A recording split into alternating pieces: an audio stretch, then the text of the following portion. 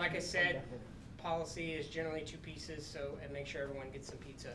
I went and bought the pizza tonight with my own money, so if you're eating pizza, it would help if you put in like $2 or $3 into that box to recuperate for me buying pizza. I guess that's it. Next month, I don't even know if we have a speaker. If not, I have a talk that I can give for at least an hour and a half for us. So we're going to keep going. Cigar is not here, I don't think. He's going to help take over the group with me, and he's going to be here on the month, so I can't be here because I can't be here every month. But I'm still going to keep the group going and do my best to get us speakers for the rest of the year and next year. So thanks, Keith. This is Keith. He's going to talk to us about clean code. There, you got it hooked up? Yeah, is that working?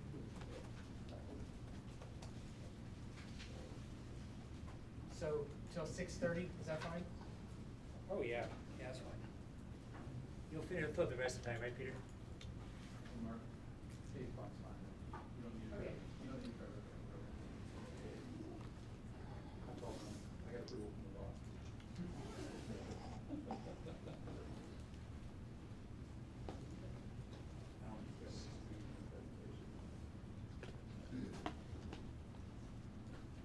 Tonight's topic is clean coding in order to form a more perfect team union.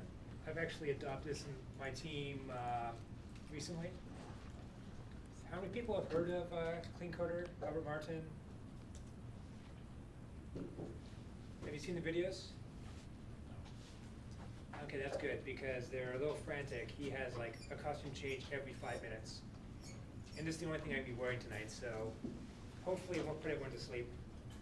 Well, you could take some of them off. Shirt off, t-shirt off. I'll see how many people doze off first. Okay. I was maybe in the beginning. He understood his own code and never had anyone else to worry about. Of course, in these line days, we work in teams. We have eat Scrum in the morning rather than breakfast. We have to find a new way to communicate within teams, right? And this is the book. Uncle Bob has flown in to save the day. He will actually give your team ability to communicate easier and produce more unified code and a happy team. That seems like a big challenge, doesn't it? But he's going to get there. And you say, wait, Keith, I've heard this before. A book that was going to make all team design easy, a book that was going to make system architecture trivial. Anyone's heard this before? I definitely have. I read this 10 years ago with that same thing, that everything was going to be singleton this, abstract factory that, and for me, it didn't happen. We started listening to Clean Code, and immediately the team started talking in, well, that's not a very good way to design a function, that's not a very good way to name this. It gives us immediate feedback. So anyone may have gotten burned by design patterns, I would say give Clean Code another try. This is one of the code that, this is a new way of thinking by Martin Fowler, as any fool can write a code they can understand. Good programmers that humans can understand. The new theory is that most of the time is spent in maintenance. So all the time you spend to optimize something and make something really kind of cool, just think about the developers coming after you. Is that really the most efficient way, the easiest way to design the code? And Uncle Bob is saying maybe try to do things more simply, maybe not less efficient, not as efficient, but it will actually make the code better. And how many people know what this is? What's this? Anybody? No. Yes, a horse built by the functional software team. No one's heard that joke before, okay. Nice. Okay. Bad code. How many people have seen bad code before? Excellent. What is bad code? What does bad code look like? It's completely broken, does not function. Doesn't function. What else? much code quality. Too much duplication? Okay. Unmanageable. When you build a dependence tree, it looks kind of like that. Unreadable. What, kind of like that? Yeah. So yes, actually it's a pretty quiet group. I actually thought that there was gonna be a lot more discussion. Now, what about, yes, I found this quote. And who do you think said that? That's right, I said it. And this goes back to the fact that maybe you understand the code, but someone else has to understand the code, or maybe you 6 months from now have to understand the code. So maybe just think about the state you leave the code in. Good code. How many people have seen good code? What does good code look like? It's readable. About Readable, 50 what kind lines. of way? It's concise. Concise? It's your code. Pardon? It's your code. That's right. I found that that's a little more difficult. That's why I like the whole idea of, yes, that's right, I'm one slide behind. What is clean code? And these are quotes from the book. Simple, direct, clean code reads like well-written prose. And this is Uncle Bob's idea that you should be able to look at any piece of the code and know what it does. You should not have to look inside any method, any property to figure out what it's doing. And just to reiterate what we said before, it can be done by, just think about, can someone else understand what you're doing? And does clean code matter? This is one of the theories he has in the book, and I'm sure people have said it. If you look at a piece of code and go, this is a crap piece of code, do you really take care? Do you really take care of that code, or you just say, it already looks like crap? Right? So, this is a good idea to maybe just sort of fix things up. Maybe change something around, something you didn't understand, just rename a variable, move other things around, just so everything's a little bit cleaner. So next time you look at it, you can actually understand what's going on. The first section is clean code naming. Does it matter?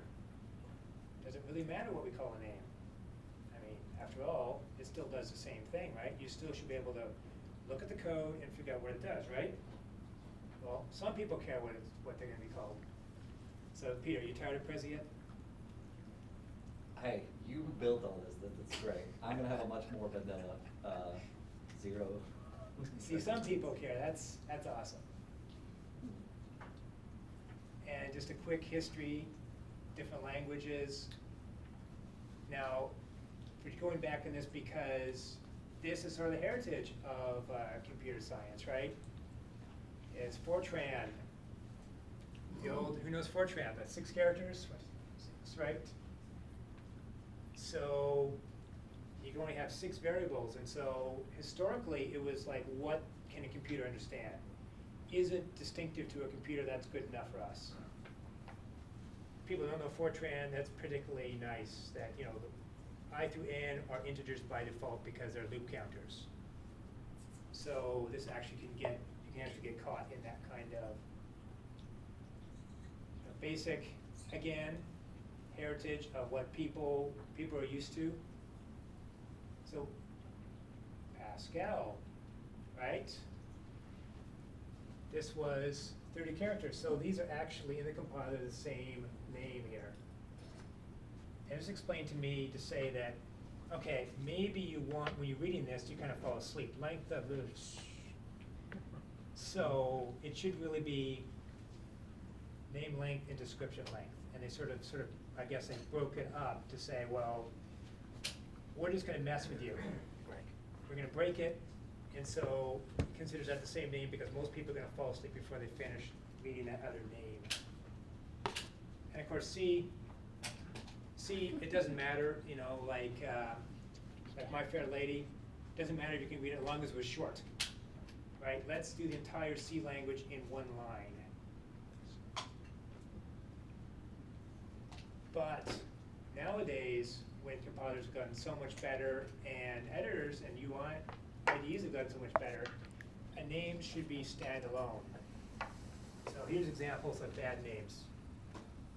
Anyone agree? X, is that a bad name? List one. CNT, what's CNT? How do you say that though? Couldn't? How do I say that in a polite crowd? I always feel I'm gonna think I'm gonna say the wrong thing. Maybe it's just me. Whoops, it is just me. Okay, display. Days. What? No one has a problem with that, huh? Nobody? For example, I pulled this code out. Int days. This is the number. This is the elapsed time in days. So I've actually did this in C. I've actually did something similar, where you declare your days up at your top, and you say, oh yeah, this is elapsed time in days. No problem. Now I go back into my body and I say, days, get days processed. What is days? You're going, days could be an int, it could be a string, it could be an array. So what I always do is like, okay, let's go back. Ah, it's an int. The problem is when you're typing that in, you know what that is, and you immediately make a note saying, hey, days is actually an int. Oh, no problem, I can remember that. But I never do when it comes down to year. So there's actually a solution that they came up with, which was, what I'm going to say next, Hungarian notation. How many people are familiar with this? How many people like it? Ooh, Peter, all right. It was the shaky. So what you do is you prefix your variable, indicate its type. So the start of the real variable starts with uppercase. So D with days would actually prefixed with the int, with it, indicating int. This was invented Xerox PARC, and of course, that's the reason why that was given. Some examples. It's a Boolean, you put a B in front of it, a C, a DW, int gets 2 because it's special.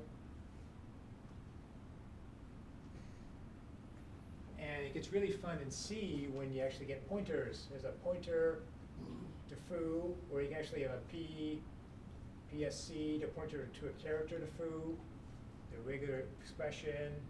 That's also in C, and so you end up with these names, like, how do you pronounce that? Balances, I guess. Anyone else? So that was the idea at the time. The next idea was, maybe there's a different way to do this, is you go back to your definition. So when you type it in your definition, is the C# way, is let's rewrite the previous declaration, var days. So at your declaration you say var days, and I'm already confused. I have no idea what that is.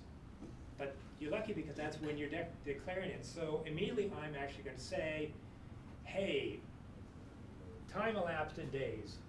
So this was actually a ReSharper hint, which I adopted about 6 months ago, which I really like. The fact that when you're declaring a variable, you don't get this immediate hint which disappears inside your code.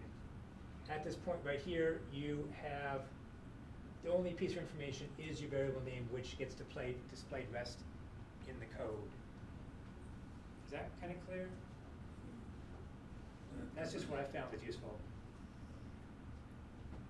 And of course, when you see this, what's the first thing you think of is, why is that there? Why do you feel you have to explain that? Right? Remember the previous example? There's nothing there. It doesn't need anything. Does it need anything? So one of Uncle Bob's ideas is consider every comment to be a failure. It's a quiet group, isn't it? So if you cannot explain what you're doing in the code, I'm not saying it is a failure, but if you feel you have to put a comment, maybe go back and look at your code, look at your variables, look at your methods. Is there something else you can do to make it more clear? And I've adopted this with my team as well. Not that I've actually gone and hunted for comments, but it's sort of a good hint to me to say, hey, if I have to comment this, maybe it's not as clear as it could be.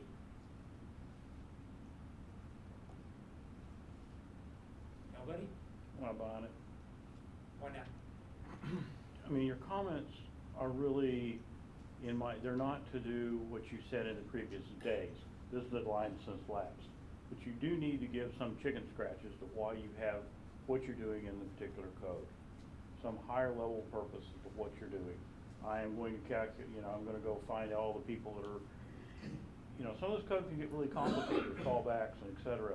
Giving someone some idea of what you're doing and why you've written the code, not explaining the code is I think, a requirement.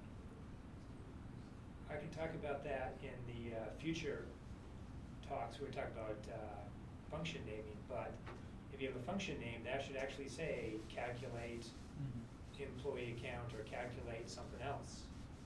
Not necessarily why you're doing it, that's an exception to the rule, but what you're doing should be inside the code. It should be written by well-written prose.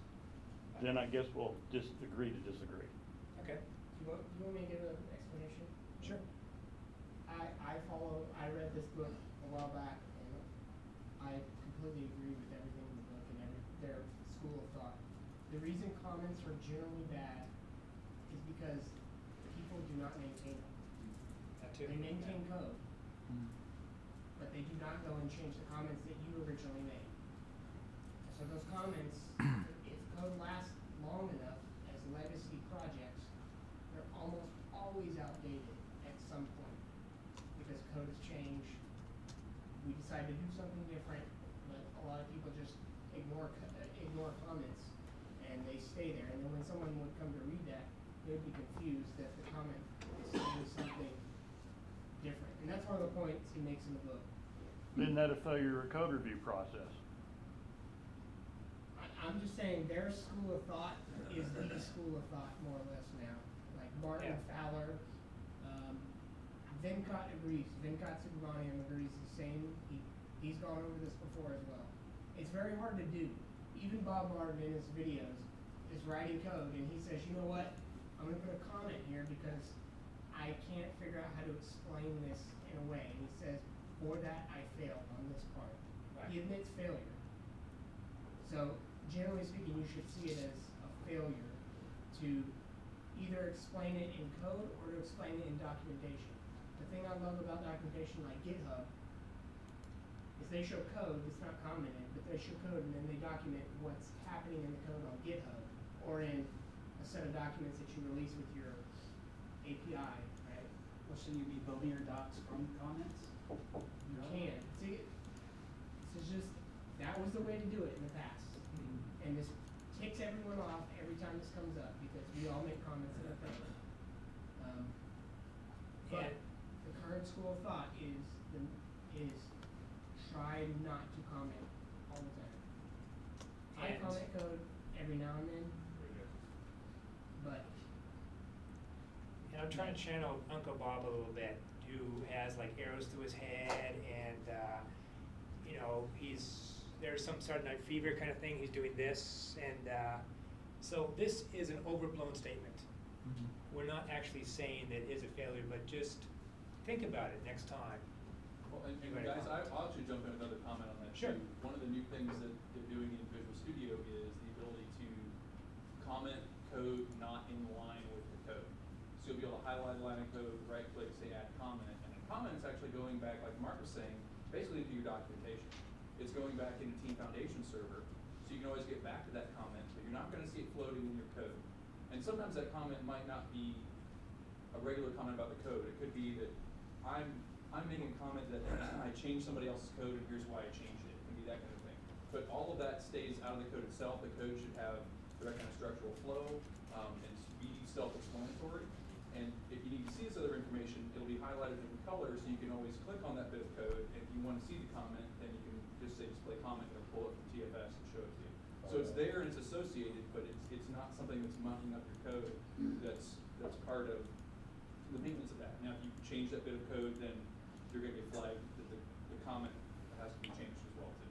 Right, So- and I just like to say something sort of meta here, which is, these are not 100% rules. Yeah.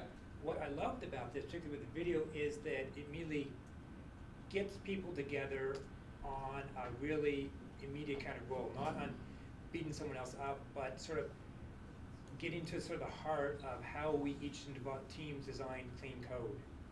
So it gives us sort of discussion points that we can actually start with and sort of bat around and see where we're gonna go. And in fact, I'm gonna mention something later in the talk, if I manage to get there, which I'm sure other people are not gonna like either. But again, it's the point of, it's some place for your team to start with and discuss things. And of course, Oracle. We were talking about Oracle, weren't we, earlier? So I've done Oracle, this Oracle unofficial naming convention.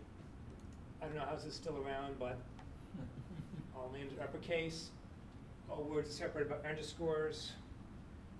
Some fields are prefixed.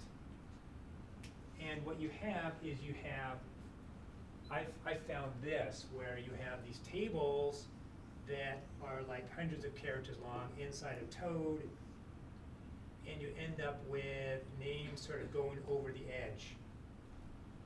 So in order to shrink them down, what they do is they drop out all their vowels, which personally drives me nuts. You know, try to read that. Someone's gonna say customer, yes, I know, but that's not. I know you can kind of figure out customer address, but is it really gonna kill you to put the variables back in?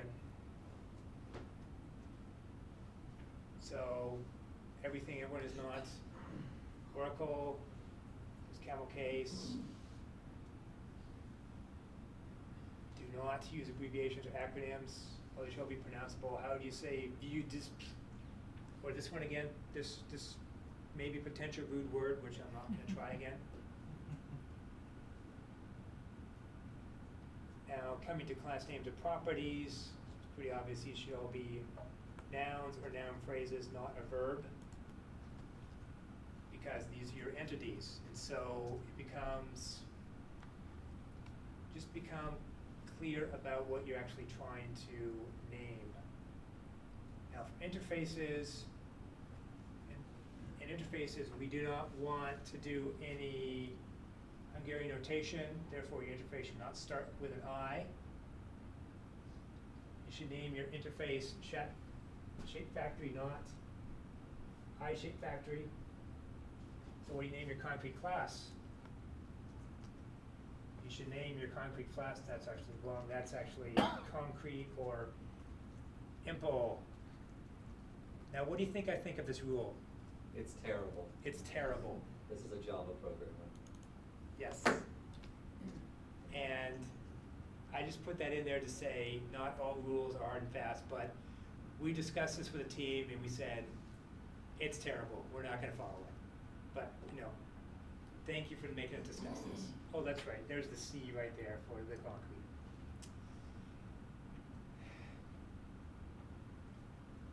Now, Boolean names, we're going back to trying to read like well-written prose. So try to prefix it with an is, does, have, include. And so when you say if is, I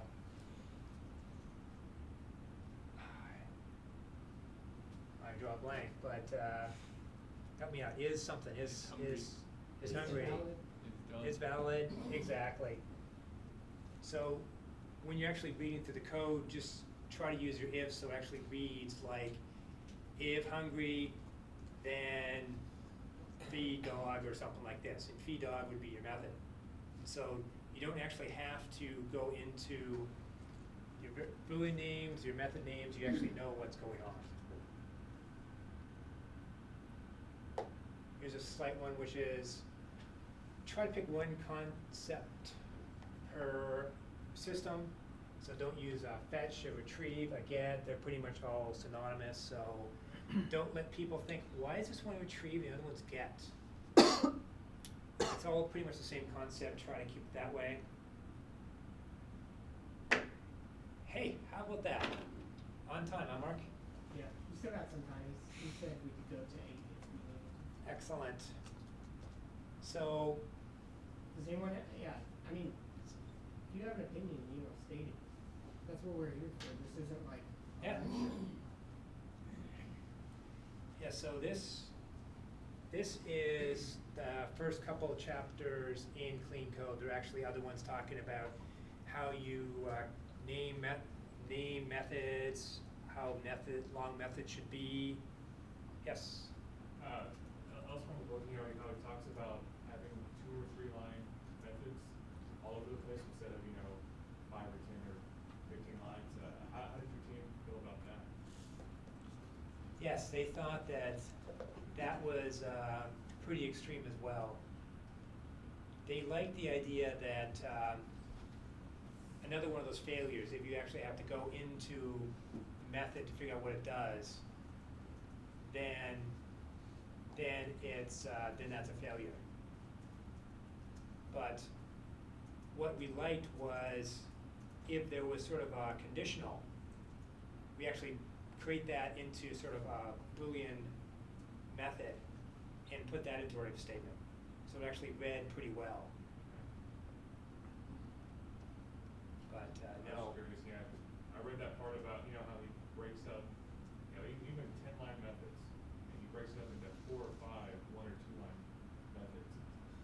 I don't agree with that. Yeah, one thing that, I was talking to, I was working with pair programming with a developer the other day, and they were like, they had an if statement right over here. Is there This one. So they had an if statement, that's, we've all seen it, it's like if, and then it's some value, or value to, this in parentheses, and this, right? And they're like, what's wrong with that? I was like, I have to parse mentally what you're doing in your condition. I was like, is it really that hard? And this is Objective-C. I was like, it's really that hard to just cut and paste that and put it in a method down here, a bool method? If authenticate was valid, right? Mm-hmm. This is every single language too. And then this becomes bracket self. You can give away those two. Yes. Authenticate was valid, right? Windows 2000. That's awesome. Right? It's the same thing with C#. It'd be if this, or if authenticate valid, parentheses. So I see that all over in code. I just don't know why. I guess when you write your own code, right? Yes. And you do these long conditional statements, to you, if you have a really good memory, and I don't have a good memory, when you go back to them, you know what you're testing. But every language, this helps if you cut out conditional statements and make it, fluent. So you just read this like, okay, if authentication was valid. I don't need to go and read what the test was unless I think there's something wrong with that authentication was valid. Because I'm reading it and I'm like, okay, if it was valid, I'm gonna do this, else this, whatever. One comment that one of my team members said was, they thought that method name was very interesting because they never broke anything out into a method by itself unless they were gonna reuse it.